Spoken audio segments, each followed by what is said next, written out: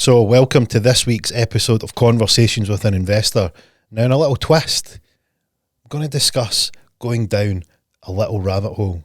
It's going to involve a fight, some arguable and questionable characters that argue about what science is, and we're not going to draw any conclusions as such, but more just let's have a bit of a thought about this. Where does this all come from? Well, there was a guy in Japan, Dr Masaru Emoto, who conducted some experiments, and he wrote a book called The Secret Messages in Water. And what he was proposing was that when water was exposed to an energy or a vibration, particularly sound, it would create different crystals. So there's different pictures of what Emoto had created. And what Professor Dr Emoto did was he took different types of music and played these to water and then froze them to see what crystal shapes they would form. So you can find these online. I'll leave the links in the show notes. So for the listeners out there, we'll just do a description of what there is. So there's some pictures here from the life work of Dr Emoto, and these pictures are crystals that have been photographed. And what he would do would be put the water into different water collected from different places, and he would freeze them to see what crystal shapes they would form. He also went on to then photograph water that he had instilled some energy via emotion. So he would be angry, or he would say something nice or sad. So he would photograph what these crystals look like. So the list here on the Wellness Enterprise: Love and Gratitude, which was a beautiful symmetrical crystal. You Disgust Me is a discombobulated, contorted, just uneven crystal shape. Eternal, which creates this beautiful crystal structure, which is six-sided, has a nice glow in the centre. It looks really, really nice. Peace, it looks four-sided, and it's got, again, some symmetry and nice form to it. Evil looks like a dark hole with rough edges round the outside. And Thank You created another beautiful and similar crystal. He then went on to show polluted water. So he would take polluted water and take a picture of what that looked like when it was crystallized. And he took the same water after a Buddhist prayer and froze it to see what difference that would make to the crystal. And what he was essentially saying was that we can influence, or water can store that vibration that it's been exposed to, and when you freeze it, that then gives you a visual picture of what's been stored. Now, it set off a fight because there was a guy, this guy here, Dr. Kenneth Libbrecht, who's a professor of physics in Caltech. Now, this guy is a expert in crystal growth of snowflakes. So, obviously, in today's age, snowflake has many connotations, and if this guy's an expert in snowflakes, then it should set the tone. But we must be clear that this dude was an expert in the formations of what snowflake shapes were like, and he was using the basis of known physics to explain what was going on. So naturally, this guy was getting a lot of inquiries from people who'd said, "Hey, have you heard of Dr. Emoto's work?" He's clearly getting bombarded, and he came out and basically said, "Look, there's no scientific merit to Dr. Emoto's work. There's no scientific method to it, and there's just no basis that emotion or consciousness can interact with water. It's farcical." And he was saying that it didn't have the scientific rigor, it didn't have the control protocols, it didn't have the measurements of being able to do it. But when Dr. Kenneth Libbrecht was asked, like, have you replicated them? And he says no. So he was making all of these on assumptions. It was all guesswork. So it was strange that he was pointing the finger at someone who'd carried out experiments and then didn't try and replicate the experiments to see if he got a similar or dissimilar result. All he did was criticise the guy's Dr. Emoto's work. So this ended up in a bit of a fight between the two, not between the two as such, but the opposing views. And one of the things that I thought, I've heard this before. So you've got a scientist who then sets the standard, people that believe that guys in white coats should be listened to, and that their word is God, essentially. There's no higher authority than these guys that have this kind of differing opinion. It made me think, I thought, where have I heard that before? If for regular fans of the channel, you know that we've mentioned David Goggins a few times. So I remember Goggins saying something similar to a similar expert. So this is what he said. This was Goggins. Years ago, I was invited to a panel at the Massachusetts Institute of Technology. I'd never set foot in a university lecture hall as a student.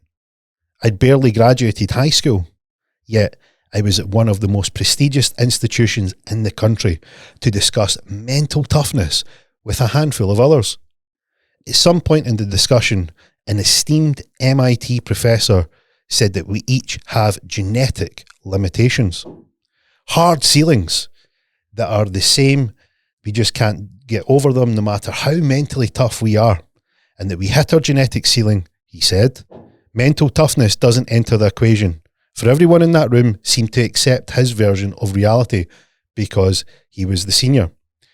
A tenured professor who was known for researching mental toughness. It was his life's work.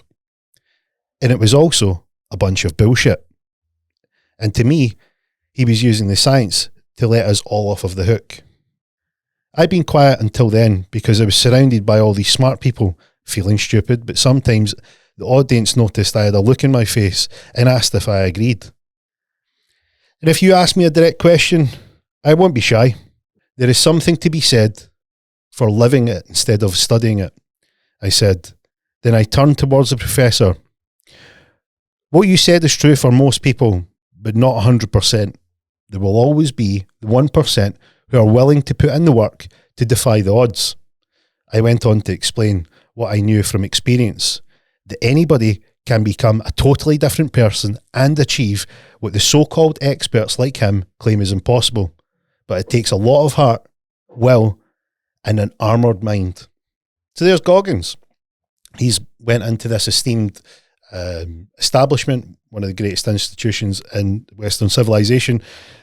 And this expert is saying, I'm basically calling that there's limitations, much like our guy here, Dr. Kenneth Libbrecht.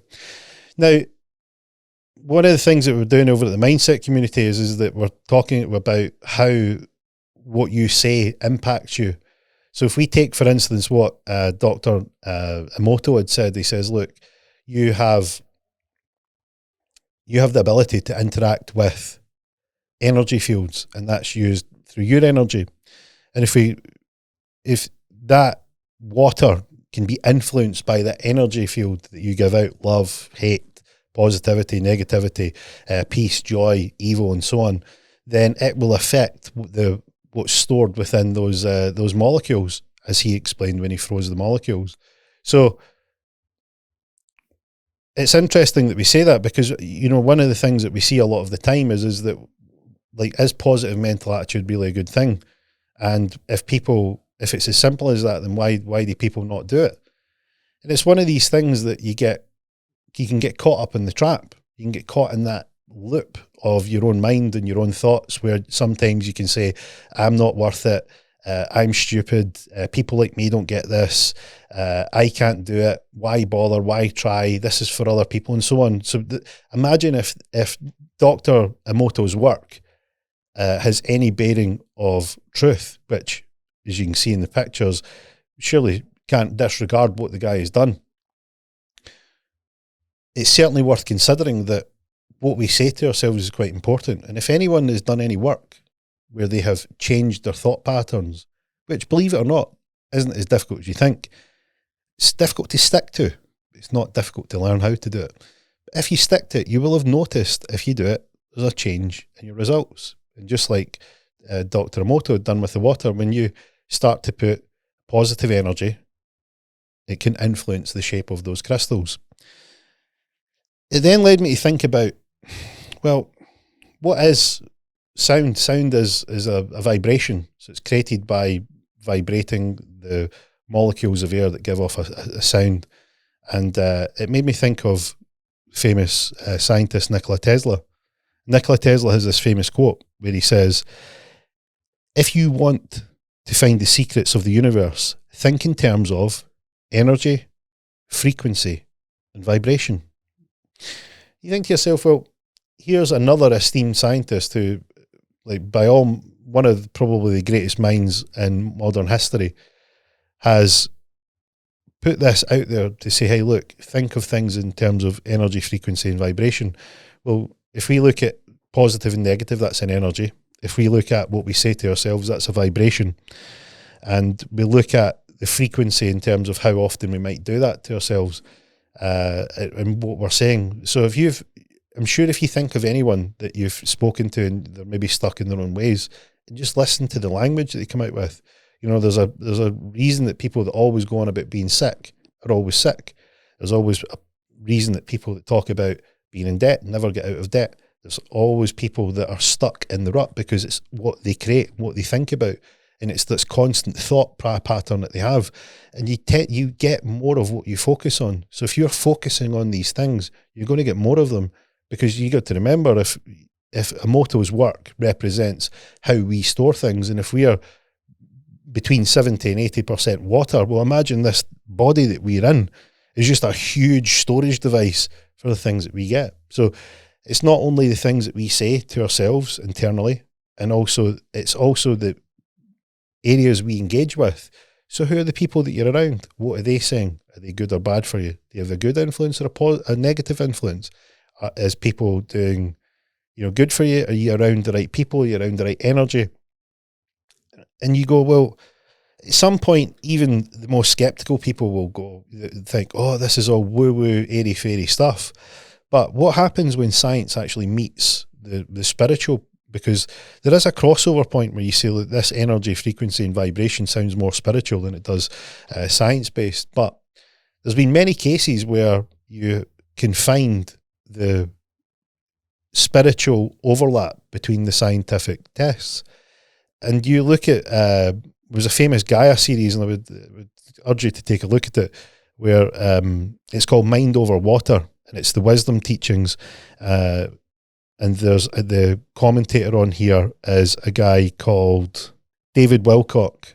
And if you go and listen to David Wilcock, the first thing you'll notice is that if you shut your eyes, you're going to hear Lightning McQueen. So I don't know if he's a relative to Owen Wilson or some sort of family member, but this guy's got an uncanny resemblance to the guy who done the voiceover for Lightning McQueen.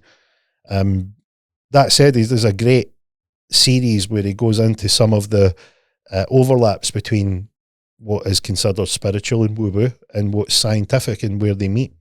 Dr. Joe Dispenza's done some great work in being able to test that energy field in terms of your vibration and your frequency. And we've seen it. It's like, imagine if you go in and you start listening to positive mindset audio or videos, and you start to surround yourself, you start to read more, you start to engage more with things that are more of a positive nature, you definitely start to see a change in yourself. And it's something that when you think about your life and you want to get better results and you want to improve or you want to feel more fulfilled, then can you actually impact your life with these results? This led me on to another thing that I've stumbled across, which is called cymatics. Now, cymatics, the definition of cymatics comes from the ancient Greek, which is model vibrational phenomena. And the term was coined by a Swiss physician, Hans James. And it says it's typically on the surface of a plate, a diaphragm or a membrane that is vibrated, and the regions of the maximum and minimum are dependent on, are made visible through a thin coating of particles, a paste or a liquid. So different patterns emerge on the medium depending on the geometry of the plate and the driving frequency. So what it means is that when you put a particle, sand, rice or something similar onto a plate and you vibrate that plate with sound, it creates a geometric pattern. one of the most fascinating videos that you'll see, and again, this is to give you a visual idea of how powerful vibration really is. And if you imagine the relationship between water, in terms of it can store vibration, and it's forming crystals in terms of what vibration you apply to it, you just think of what that's like for yourself. You think of what it's like internally. You think about what it's like from within. And I found a great video on YouTube, and it's called Cymatics, Science versus Music, by Nigel, Stanford. And I'll put the link for this video into the show notes. It's 5 minutes long, and it'll blow your mind. And it prefaces the video with all the experiments in this video are real. So I'll play this up on screen just now, so you can take a look. But we'll show you the show. Go and take a look at this video on YouTube. I'm sure Nigel doesn't require a shout out from me, given that his videos had 47 million views. But for the listeners out there, he's putting sand onto a plate, and he's using a keyboard to hit a note to create a different frequency or a different vibration on that plate. And it's the particles on the top of that plate are changing into geometric shapes. So that, not random shapes. He hits the note, it changes, and then he hits another note and it changes into another geometric shape. And what you'll see in this video is the power of vibration. And we know this. I mean, if you've ever been in the car or heard a great song or something that resonates with you, you can feel really, really good when you hear that music. And you imagine that this is what the interaction, if this is the shapes, this is the sacred geometry that's out there, and you look at what it can do. Some of the things, other examples it has in the video is what this does to liquid, which is heading back to what Dr. Emoto was suggesting.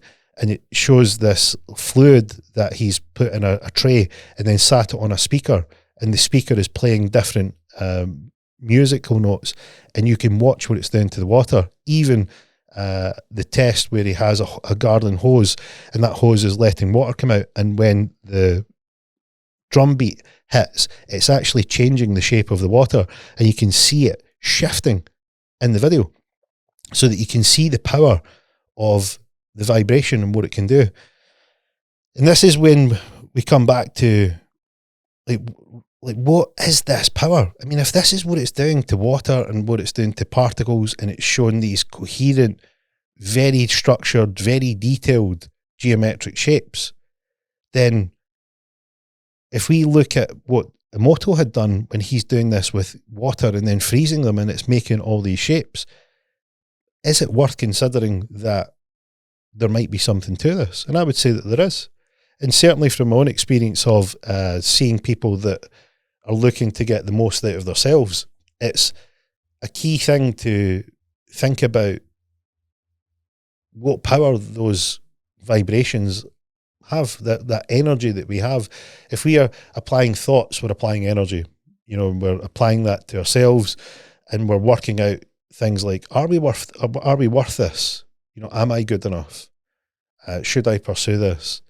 And you just look at how many different sort of pieces of information that are out there that show the power that we don't necessarily realize is out there in terms of the power of sound. And if the power of sound, which is really vibration, and that vibration is something that we can generate, then surely we want to generate the best possible, do we not? Well, it's strange to think that a lot of people, if you look at, if we done an audit on how we speak to ourselves in terms of how we engage with ourselves internally, mentally, like, are we giving ourselves the best thoughts? Is that something that we're doing? And one of the strange thing that you'll find when you look at this is that sometimes it can be difficult to audit yourself. One of the tricky things is people having to go through their history to see what it's like, to see if they're actually doing something, because you can be biased. You can have your own point of view. You can have a certain way that you look at it, and it can be skewed in some way. But one of the things that's really good if you're doing it to someone else is that you don't have any bias, you don't have any preconditions, and you might not have any desire regardless of what the outcome of that is. So it's much easier to review someone else than it is yourself, because you do have that cognitive bias. And when you review someone else, and for the many people that I've reviewed over the years, there's a common denominator with the people that are really, really successful. If you look back at the episode that we done on the after school video by Napoleon Hill, it was the 20 habits of positive people. And Napoleon Hill was famous for interviewing the top 500 business people in the world. And he created a book that explained, here, look, this is what these guys do. This is how they get the most out of themselves. And it was all around the way that they speak to themselves internally, the way they speak to others, the way that they carry themselves and conduct themselves. But that's all from within in terms of how they approach things mentally, how they set that up in their mind, which is usually beforehand they'll have, hey, look, we're going to do this, and this is the result that we're looking to get to, and we want to get to it because it'll be great when we get here. And I know there's going to be obstacles, but we will overcome them as we go. And it's that sort of preparation for success that comes from how you set that up in your mind, which is energy. And then you imagine how that resonates when they're speaking to people, because people can detect that, people can pick up on that frequency, they can pick up on that vibration. That's what happens when you speak to someone and you get on with them like a house on fire. What do you say? You say, they're just on my wavelength, because you're resonating, and that resonance is measured in vibration, and you're picking that up. So if you can be on someone else's wavelength, then that means that you're finding some common ground. Well, imagine that you could get that balance within yourself, so you have a goal or an outcome or an improvement that you want to make in your life, and then you match the internal dialogue to vibrate at that frequency, where you say, you know, you're going to have a positive attitude, you're going to have a great outlook, you're going to have a structure and a format that you want to achieve or to build or to institute within yourself so that you can take yourself towards that result. And is it really that simple? Well, it is. It really is that simple in terms of it's not complicated. But the hard part for everyone is consistency. So consistency is the thing that always makes people go back to their default mode. They don't stick to it enough. And one of the things that you'll find is that if you go through and you have a truthful and accurate audit of your past performances, you'll notice that the big consistency word was the one that usually caught you out. Now, there's some, obviously exceptions to that. If you catch an injury or something out with your control happened. But for the most part, 9 times out of 10, it's usually around you weren't consistent, you didn't stick to the plan, you weren't disciplined enough, you didn't hold yourself to account, you didn't push hard, you took the easy road, you missed a training day here or there, whatever it is that you're doing, you just didn't apply your all to it. And it's one of these things where it's very, very, very, very simple to do if you track this. So I would absolutely urge anyone out there to track what they're doing. But most of all, if we can take one thing away from this today, is that the power of what we say to ourselves is extremely important, right? If you look at cymatics and the power that that has in terms of influencing matter, material, real things from sound, then remember that you're made up of matter and you are made up of water. And if you look at Dr. Emoto's work and you think, hey, look, maybe it's worth considering that there is power in what I say and there's power how I construct the dialogue within, and that maybe I should focus on that. And if you want to get supercharged results, then that's what to do. And if you're looking for a template and a formula on how to do it, come and join me over at the Mindset Coaching Community. This is what we do. We are looking to show you all the tips and tricks and techniques that are out there. And even just like today, we're not looking to draw any conclusions. We're just having a look down a rabbit hole. And we found some interesting things. So come and join us over there if you're looking for a template and a structure on how to do it. If you're looking for people that are like you, that want to get more out of themselves, guess what? There's a crowd over there that are involved in getting after it. Check out the video from Cymatics it will blow your mind. And if even the most skeptical out there will enjoy this one, come and follow me on social media. I'm on all the usual places, Conversations with an Investor. If you like this kind of content, give me a follow. I hope you enjoyed this week's episode. And from me this week, that's a wrap.